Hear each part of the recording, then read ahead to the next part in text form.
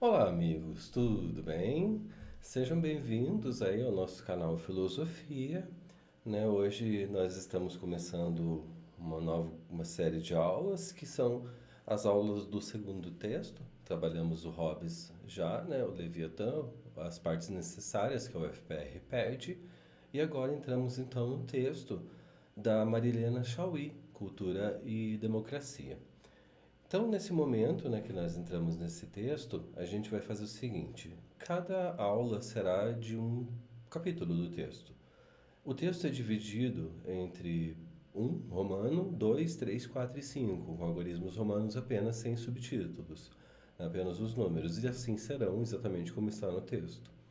Mas antes de tudo isso, tem um resumo, começando com ele, então com esse resumo que é bem pequeno, mas ele acaba dando uma ideia de tudo aquilo que o texto fala e existe a possibilidade tanto de usarem um trecho do resumo na prova, como existe a chance de usar um pedaço de qualquer um dos cinco partes, cinco capítulos. O texto ele é um só, porém ela dividiu, né, em partes de forma que facilita um pouco a leitura e a identificação do que está lendo. Existem alguns pedaços, trechos desses que são maiores, como o segundo, por exemplo, que é bem grande, né, e existem alguns pequenos, como é o caso do resumo, né, e é o que nós vamos apresentar para vocês agora. Né, para todos os que vêm seguindo o nosso canal, eu quero agradecer a vocês, a presença, a audiência, né, de estarem conosco em nossa companhia, de serem inscritos em nosso canal.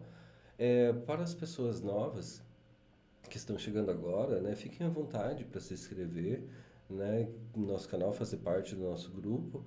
Né, se vocês ativarem a notificação, sempre serão avisados de quando houver novas postagens, né, além de trabalhar todas as obras na íntegra, né, e dar todos os textos da UFPR, também a gente trabalhará aqui todo o Enem, né, inteirinho, né, com coisas relevantes para todos os anos, né, que virão no futuro, né, mas tanto pode ser usado também para o ensino médio, como para outras provas de universidades em qualquer lugar do Brasil ou lugar do mundo que fale a língua portuguesa ou que a pessoa consiga traduzir, como até o Google, né, o YouTube acaba fazendo isso.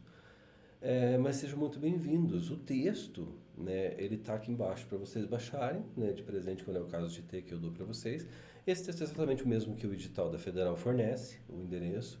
Simplesmente fui lá, peguei, é um lugar que vocês podem escolher pegar de lá também, né, e trouxe ele para cá, né, só digitei ele e deixei no formato igual ao dos outros, que eu criei um padrão ali que acabou sendo é, proveitoso, legal de ler, muita gente acabou gostando e então veio mantendo isso ao longo do tempo. É o seguinte, então, quem quiser se inscrever ou dar o seu like, fazer seus comentários, sinta-se 100% à vontade. Mas, acima de tudo, o mais importante é se você tiver alguma pergunta para fazer, alguma questão ou qualquer coisa que vocês acharem que eu possa ajudar, fiquem à vontade para falar comigo. É, que eu vou fazer de todo bom coração. E se eu não puder, eu vou tentar, né? E vou dizer a verdade, né? Eu tento responder tudo o mais rápido possível. Se tiver vários, eu vou na ordem, eu vou da que veio o primeiro em sequência assim.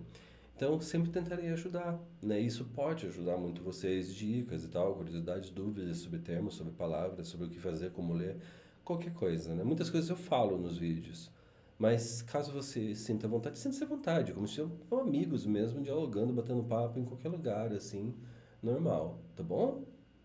Então, é isso, gente, né? Eu sou o professor Johnny, estamos dando início, então, ao nosso primeiro momento aí da nossa aula, né, da Marilena Chauí, do texto dela, que é o Cultura e Democracia, que é esse texto aqui.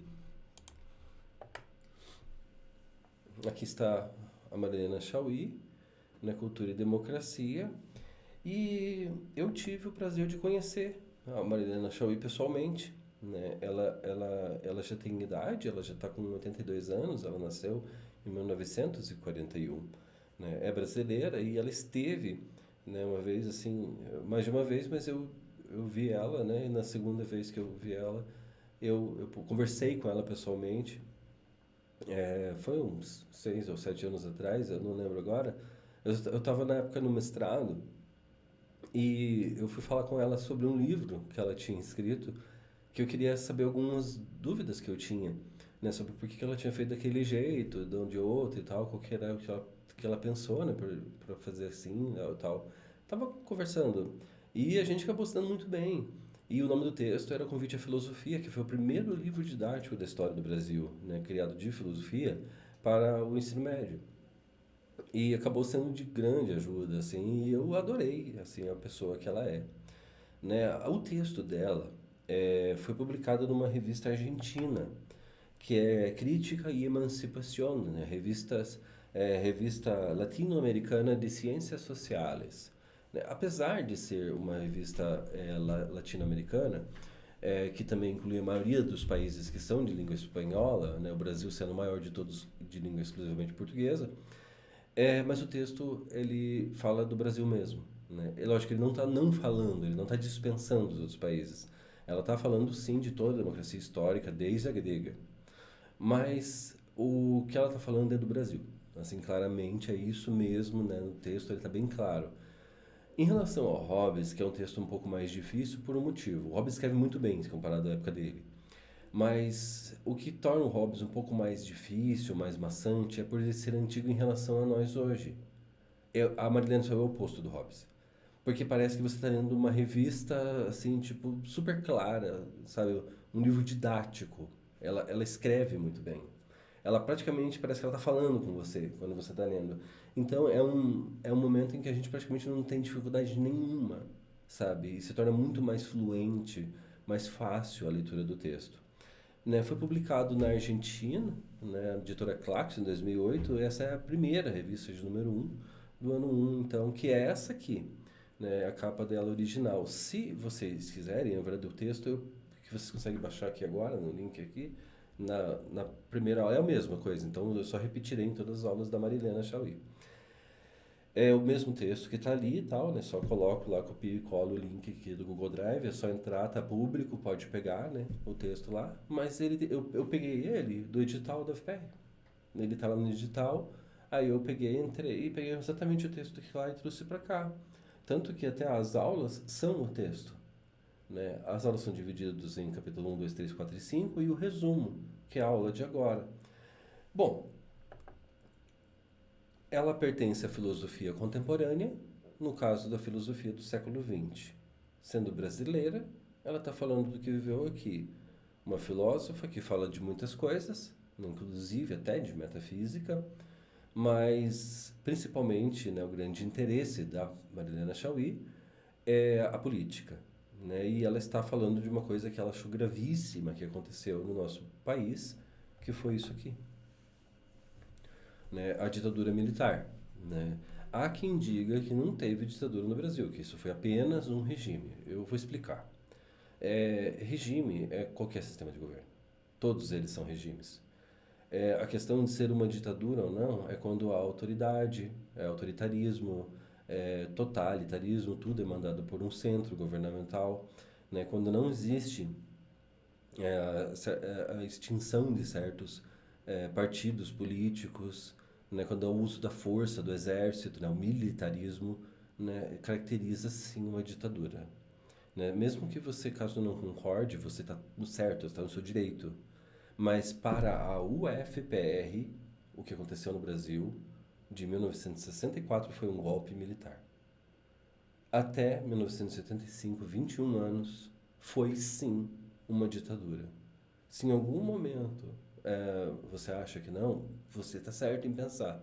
Mas se você quer entender o texto e passar na prova, você tem que partir do princípio que para a instituição Universidade Federal do Paraná foi uma ditadura que aconteceu aqui. Uma ditadura militar muito, muito, muito, muito claro. Isso, então não pode ter dúvida em relação a isso. Isso é a UFPR. Digamos que não seja, digamos que não foi ditadura coisa nenhuma, então a UFPR está errada.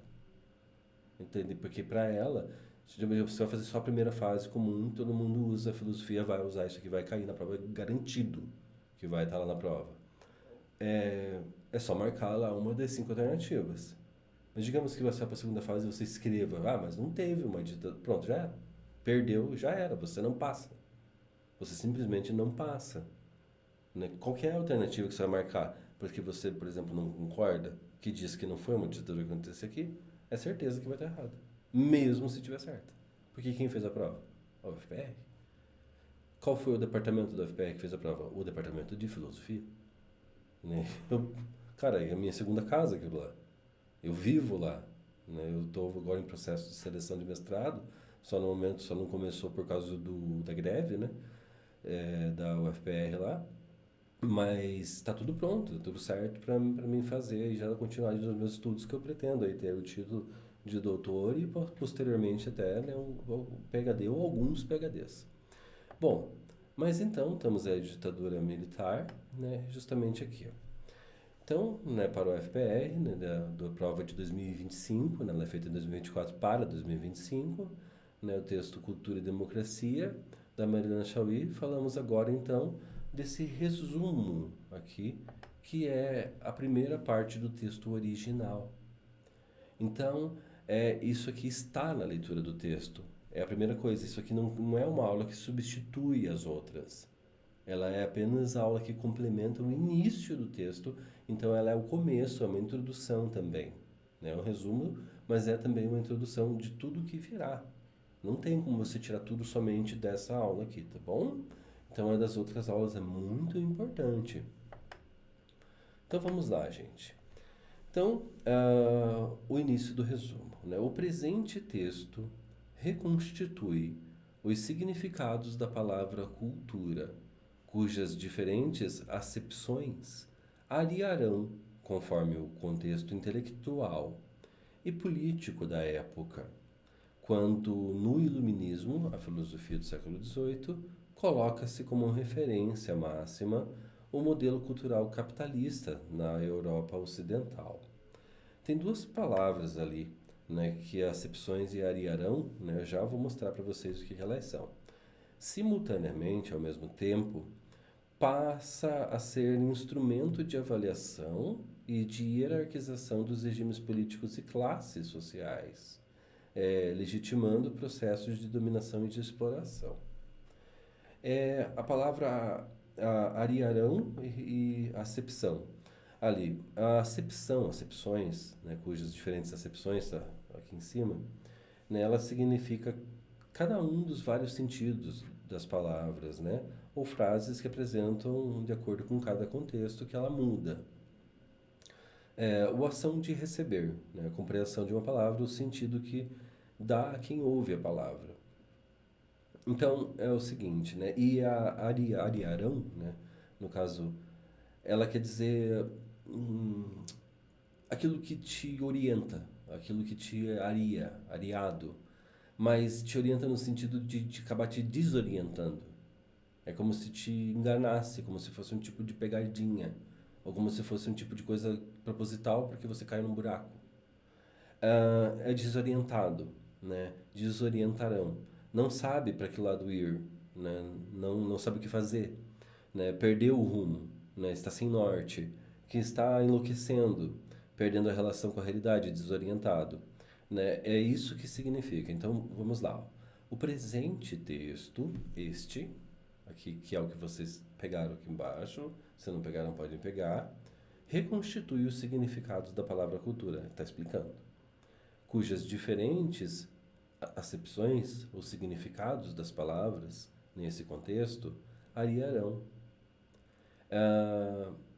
Vão conduzir. Só que muitas das concepções de cultura acabaram desorientando as pessoas e dando muitas interpretações diferentes sobre o que ela significa.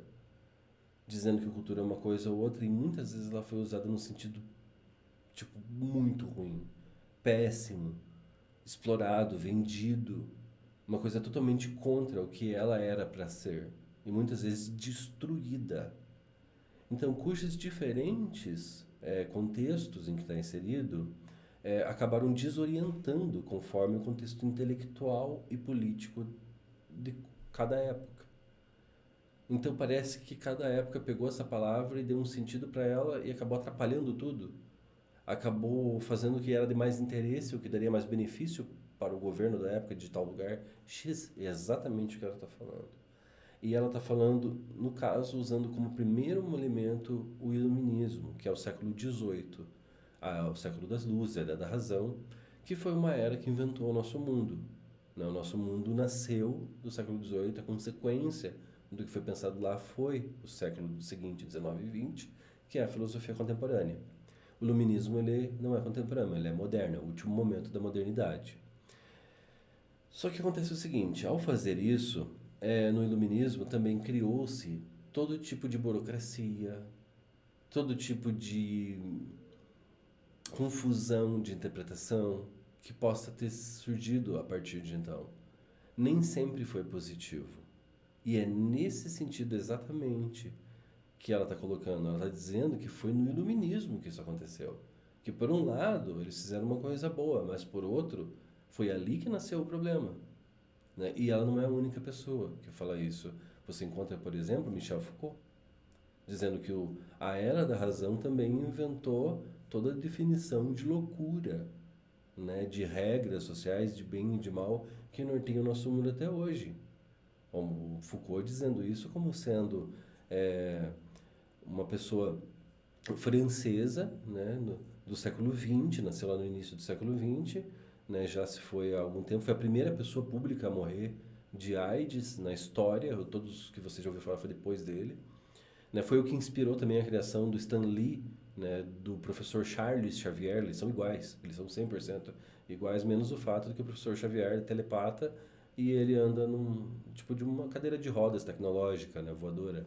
Né? Só isso que muda. Né? Mas tem a questão do preconceito. E isso é muito forte nos Estados Unidos, tanto que parte dos X-Men se funda nos Amigos da Humanidade, que são exatamente uma versão da Ku Klux Klan, lá nos Estados Unidos, que são a organização mais racista do mundo, assim, tipo, até pior do que a Alemanha foi. Não mataram tanta gente, né, e nem tem como, né? Só que eles são extremamente racistas, né? Além de serem racistas, com todas as raças, só os americanos são bons e tem que ser cristão, né? Então, e a cruz, no caso, a cruz católica, né? Tem que ser dessa cultura especificamente, né? Se não for assim, né, então já era.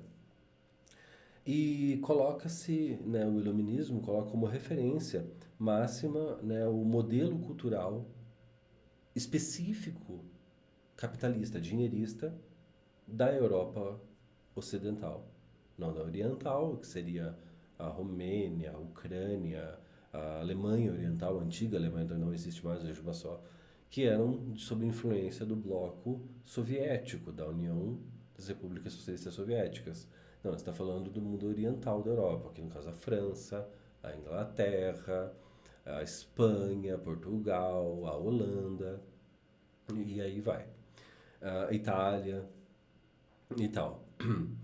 É, simultaneamente, ao mesmo tempo, passa a ser instrumento de avaliação o conteúdo de cultura e hierarquização de regime político. Então, quem é que manda e quem?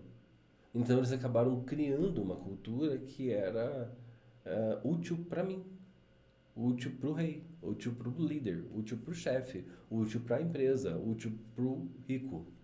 Né? Então, acabou fazendo um tipo de cultura capitalista que colocava os valores e até usou a igreja para isso. A igreja cooperou para isso. Afinal, ela ganhava muito com isso, né? Por causa dessas pessoas acabarem sendo religiosos cristãos e dando dinheiro para as instituições religiosas, tanto católicas como calvinistas, como anglicanas, como luteranas e tal. E classes sociais. Porque a classe social justificaria porque que um é rico e o outro é pobre. Porque um trabalha para comer e o outro não trabalha, mas ele é o que detém os meios de produção. E fazendo isso, ele vai fazer muito menos, ele acaba explorando a força de trabalho daquele que não tem, então ele vende sua força de trabalho. Né? Às vezes a salários além da linha, né, de um valor mínimo e digno, né, que justificaria até uma nova forma de escravidão. Né? Então, processos de dominação e de exploração desses povos.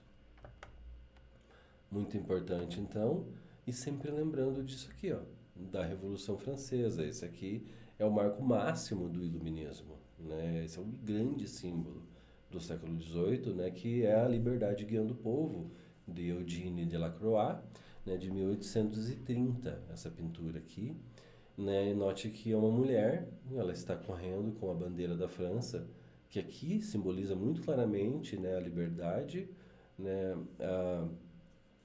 A fraternidade e a igualdade são os significados das três cores na França dessa época. E ela está correndo com o vestido rasgado, né? Ela está com os seios à mostra, como se estivesse semi-desnuda. Existem duas formas antigas de pintar uma mulher, no caso como ela. É a mulher que seria chamada hoje, por exemplo, de mulher sexual, sensual, ou a mulher maternal. No caso dos seios, representa isso, a maternidade. Ela é a nossa mãe. Ela é a liberdade guiando o povo. O nome dela é Colúmbia, né? E a Colúmbia, ela é uma síntese, uma amálgama de várias divindades gregas romanas, né? Greco-romanas, né? Que criaram essa imagem. Essa mulher é exatamente a mesma que você vê na Columbia Pictures, da Sony. Onde o filme do Homem-Aranha aparece. Ou a Estátua da Liberdade. Ela. E também ela está no seu bolso agora, nesse montão de notas de dinheiro que você tem aí que chamam de reais. Em todos os reais tem esse rosto, é o rosto dela. Pode ver que é um rosto bem grego, né? Bem greco-romano que está lá. Né? Pode ser um homem barbeado, mas não, é uma mulher que está lá. Né? Por isso não tem barba. E se você olhar bem, são traços exatamente iguais às estátuas. Tanto que o olho não tem a marca, né, da pupila da íris, como as estátuas, e tem aquele raminho de louros, né, na cabeça, né, que é exatamente o que tem nas Olimpíadas. Uma das marcas antigas das Olimpíadas era isso.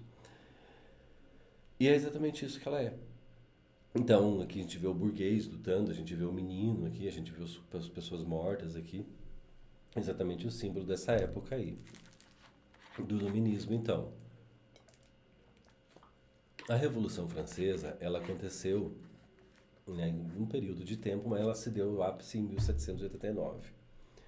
E nesse período, né, foi a época da tomada da prisão chamada Bastilha, né? Mas isso aconteceu 13 anos depois, que lá nos Estados Unidos teve a Revolução Americana ou Independência dos Estados Unidos, aonde foi redigida a Declaração de Independência dos Estados Unidos, que foi em 1776, em 4 de julho, que é o dia da independência dos Estados Unidos. Aquilo é o maior momento, né, do ano para o americano nacionalista ali, é o 4 de julho. Eles comemoram aquilo muito, assim. No Brasil não tem, né? Nem se compara o 7 de setembro aqui. Neste marco geral, critica a cultura, então critica isso, e a comunicação de massas, porque as massas acabam sendo dominadas por informações ditas em público, num tipo de evento, de palestra, num tipo de comício, ou então que usam meios como o rádio, a TV, ou atualmente, por exemplo, a internet, né, para dominar o povo, como forma de ocultar esses processos escondidos, esses processos que usam a cultura justamente para enganar as pessoas, né? Para justificar por que a pessoa está passando fome, enquanto alguém está jogando fora uma comida que eu não sei nem o nome, criando toda uma gama de produtos e serviços culturais médios através dos meios de comunicação de massa e outras ferramentas também que encobrem a luta de classes, da luta de classes que sempre aconteceu na história segundo Karl Marx. Uma luta de classes que sempre fez com que o menos abastado tivesse sempre que entrar em conflito com quem o explorava, o mais abastado. Segundo Marx, na análise histórica e política que ele fala, ele chama isso de motor da história. Foi isso que moveu a nossa história o tempo todo, segundo a análise, né, política, econômica, economista do Marx. Né? E descreve por que a massificação da cultura é de fato a sua negação.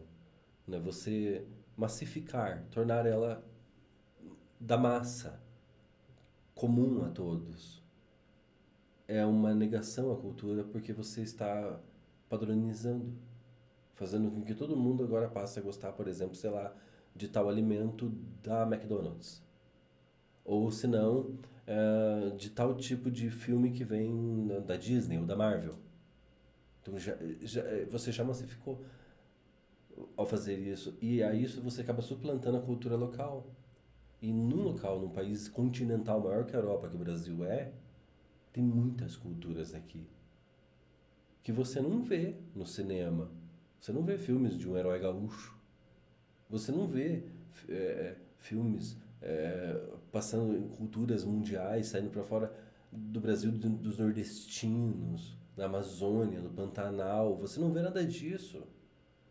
O que você vê são as coisas de fora entrando aqui, principalmente as norte-americanas, né? Que são o auge do capitalismo europeu ali, que foi levado para lá por meio da colonização inglesa que ocorreu no território da América do Norte, né? Então, esse é o Marx, né? Esse é o Marx. Muito do trabalho da Malena está pautada sobre o trabalho dele. Ele nasceu no Reino da Prússia, né? Que é o antigo nome da Alemanha, né? Então, sim, ele é alemão, né? Karl Marx, nascido em 1818, vivendo até 1883, seu século XIX, o tempo de vida do Marx foi 64 anos de idade.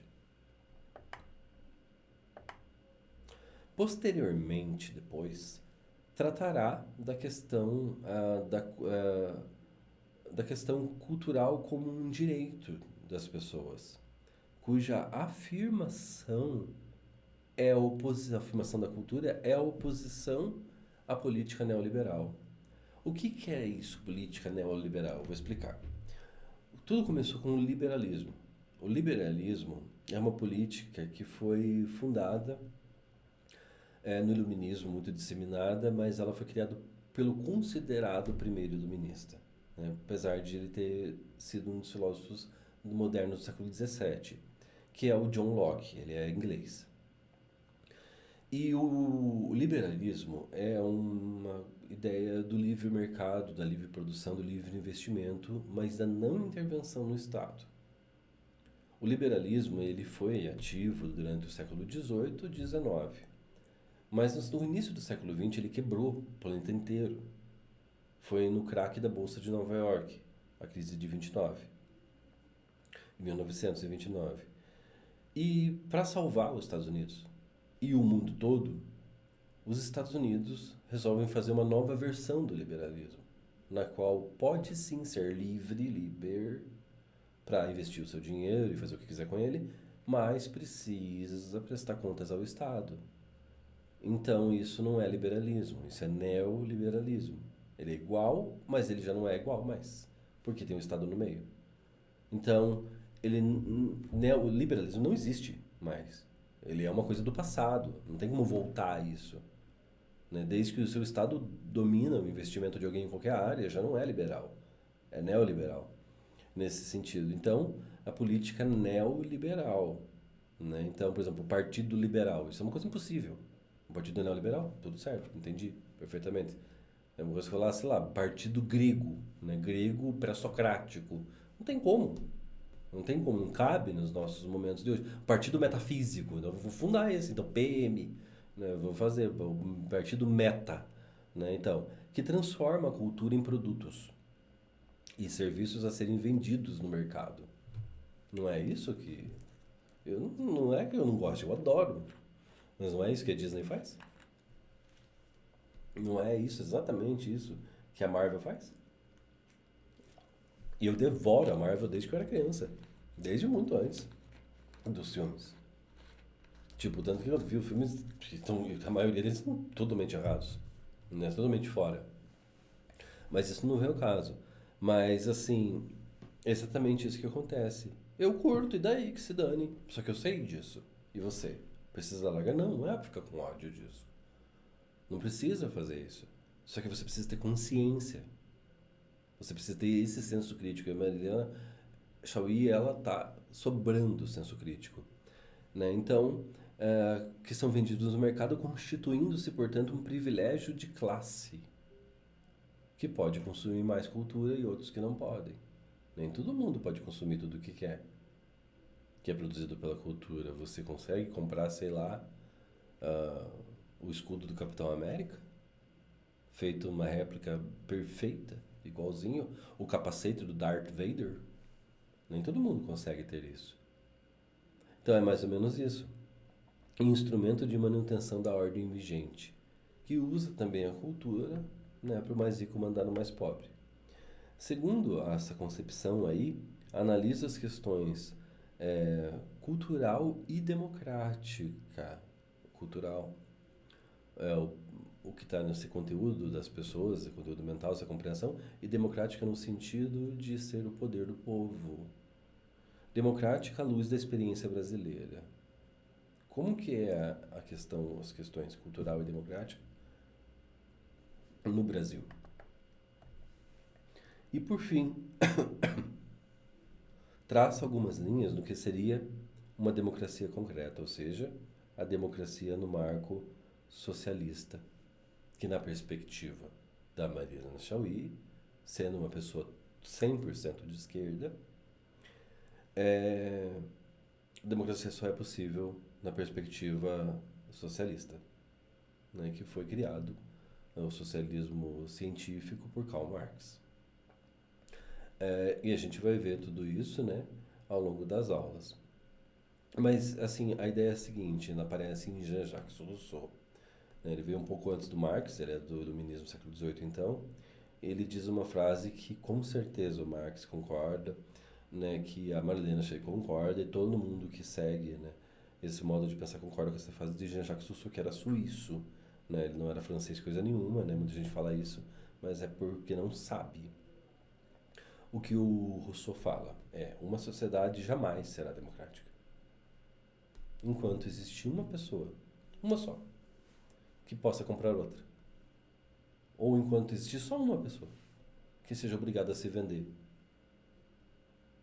a outro por dinheiro para sobreviver. É isso que ela quer dizer, que a democracia só vai funcionar se for socialista, se for igualitária.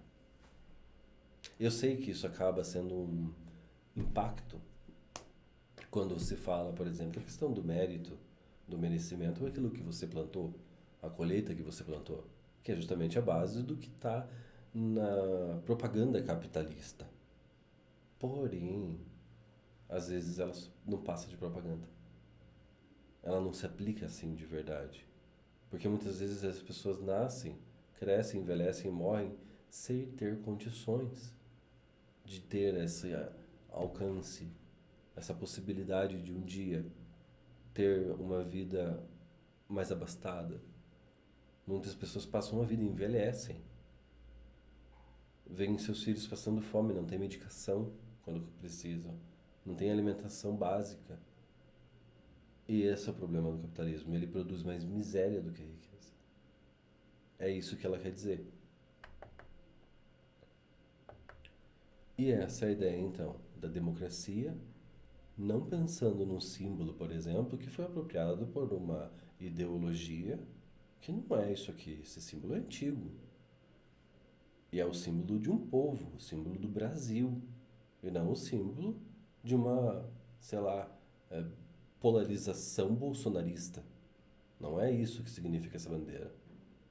Ela foi apropriada, assim como a camisa da seleção de futebol. Ele é uma camisa de esporte. Então isso foi uma coisa apropriada, foi uma montagem. Não é muito diferente do que fez a Itália fascista de Benito Mussolini ou o fascismo alemão, né, o nazismo de Adolf Hitler. É lógico que nem chega aos pés daquilo lá. Mas não é o que aconteceu. Né? Então, nesse sentido, a democracia brasileira. Né? Aqui, exatamente a ideia da massa, a ideia do povo, a ideia da democracia, nesse quadro muito importante da Tarsila, do Amaral, né, de 1933, né, de nome Operários, né, que é bem a cara do povo brasileiro, né, veja assim, né, aqui a gente vê assim todo tipo, né, de gente, mulheres e homens, todo tipo de variação de tons de pele que a gente vê em todo lugar que a gente vai no Brasil, né, e isso acontece em outros lugares, nos Estados Unidos também é assim, só que a gente não vê elas misturadas, né, em alguns lugares. elas parecem que são separadas em lugares só para negros, lugares só para brancos. Eles têm isso muito claro lá. Né? São alguns lugares que não. E algumas pessoas discordam completamente disso. Né? Mas no Brasil não, é mais comum você ver exatamente essa cena aqui, assim, tipo, podia ser uma coisa que você vê hoje mesmo, em qualquer lugar ontem, semana passada, a vida inteira. Então, amigos, essa então é a Marilena Chauí, né, o resumo dela, né, que é o início do texto, a primeira parte do texto original, que aí vai dar abertura para a parte um do texto, né, um romano, que está aqui no texto que vocês podem baixar aqui embaixo.